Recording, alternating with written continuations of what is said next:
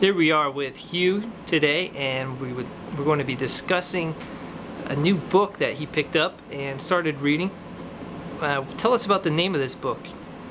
Well, the name is called the Manchurian Candidate, or excuse me, the Manchurian President. I'm thinking about a movie, but this is called the Manchurian President. Yeah, and tell us what the book is about very briefly. Well, it's about Barrack Obama, and it tells about all of the people that he grew up with that have taken time with him in his life. Mentors of him, mostly the people that have surrounded him, unfortunately, have been radicals. They've been socialists, they've been strong leftists, Marxists. They've been people that have trying to change this country for many, many years, going way back when he was a child in Sunday school. He even went to a radical church. Yeah. And it seems like his whole life he's been around and has sought out radicals who are strong socialists and who have radical ideas and programs that they pursue.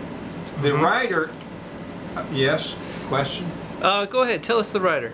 The writer of this book is Aaron Klein. Okay. And he is a Jewish fella. He writes for some news agency over in Israel, 5,800 miles away. And he has gathered information about these clandestine characters, these radical characters, which helped shape Obama's life. Yeah. And he has copiously footnoted this. In the back of this, there's about 50 pages of footnotes where he documents, and any person that reads this, be they liberal-minded or conservative-minded, they can go back and read the footnotes after reading the story.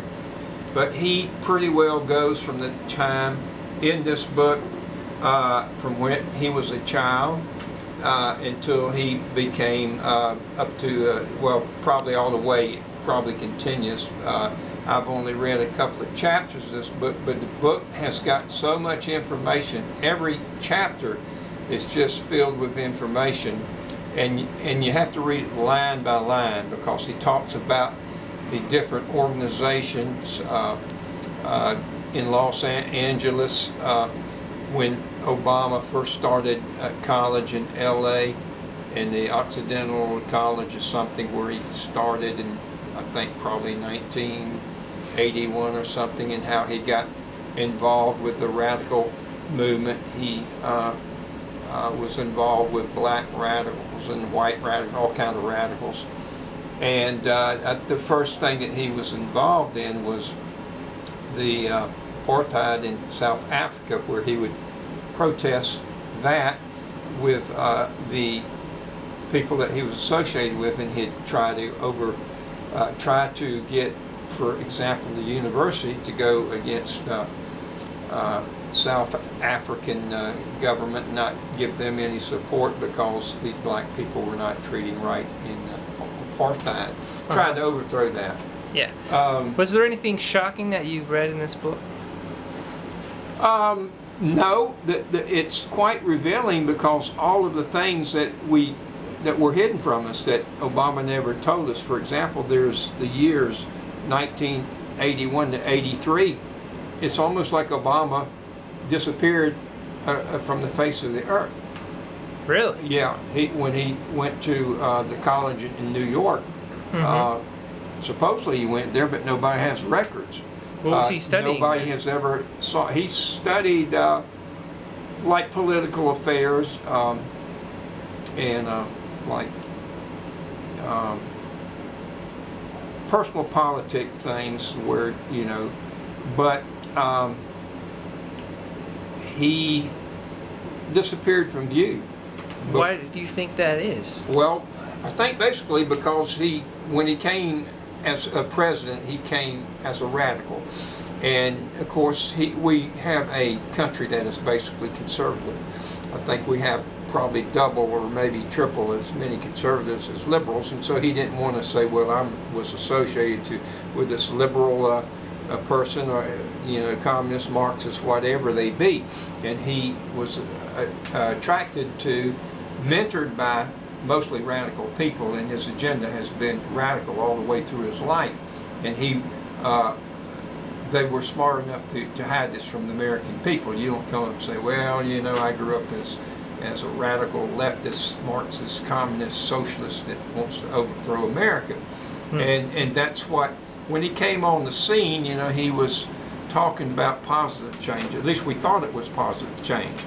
But the change that he really means is to change our country completely from our country that our founding forefathers wanted us to be, into a socialist Marxist country where the government controls and the people are, And you don't think that sort of change is necessary or even granted at this point?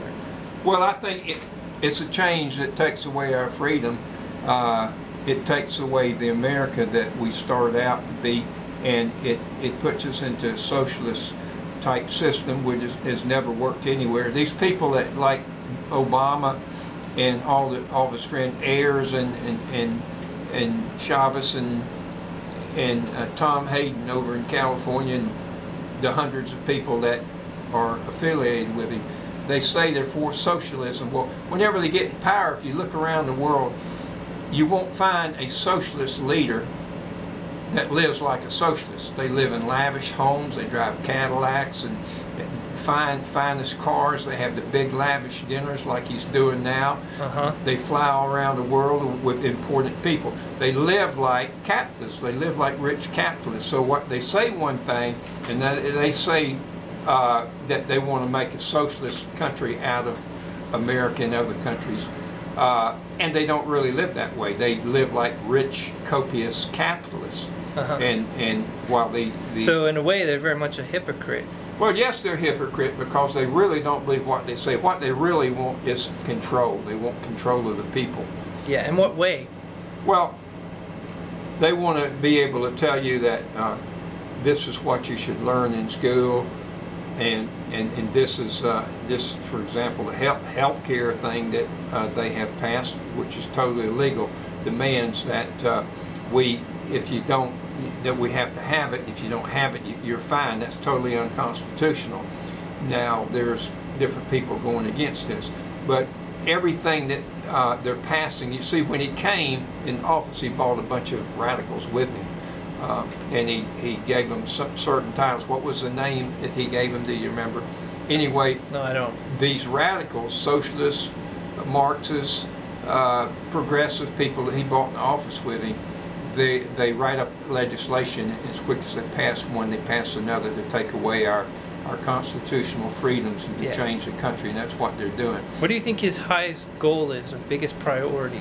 Well, basically Obama is a mouthpiece for whoever he's represented. He's represented the progressive, the rich, powerful people that want to control the world, and for years have been working towards it. And his goal is to overthrow the American government, to bring it down, to make us to where we're financially bankrupt, where they control all of the business, the large businesses, the small businesses, and they control the American way of life, and they probably do away with Christianity, the Jewish religions. So this is what the book is telling you and talking about throughout the whole thing? Yeah, it's totally a change that is 180 degrees different from American way of life now. The large government, the giveaway programs, the entitlist programs that they plan to give to the people. At first we'll work till they run out of money. When they run out of money, then we're all beggars and all slaves. Regardless of who benefits in the beginning, it eventually runs out. All you have to do is look around the world, and there's no socialist country that really works that good. Socialism doesn't work. Communism doesn't work. They've tried it all around the world. If we lose our freedom, if this country gets the change that Obama and the socialists want, the radicals want to change us, then we will lose our freedom. We'll be in a state of misery, and it's it would be the last country on the earth